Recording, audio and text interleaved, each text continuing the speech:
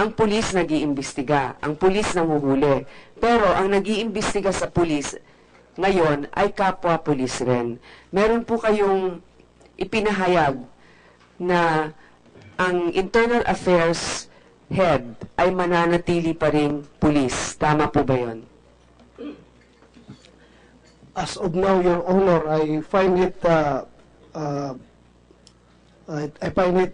necessary to maintain a police officer as the head of the Internal Affairs Service because of the reason that a lot of police officers and senior police officers are involved in the illegal drug trade. And if I put a civilian head in the Internal Affairs Service, madali lang pong i-threaten yung civilian.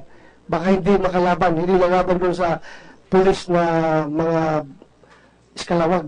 So, for my own standard, I find it necessary to maintain the police officer as the head of the IAS. He's capable of thwarting any threat being offered by these iskalawag police officers.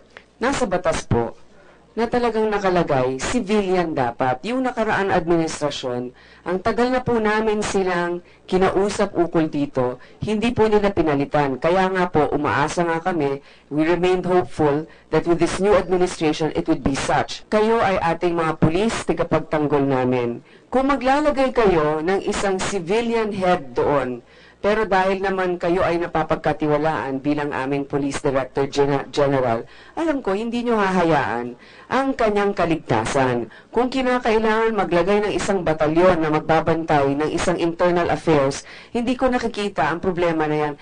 Hindi ba kayo direktang sumusuway sa batas sa hindi pagtala ng isang sibilyan dito sa IAS? Your Honor, the appointment of General Loterio as acting Director General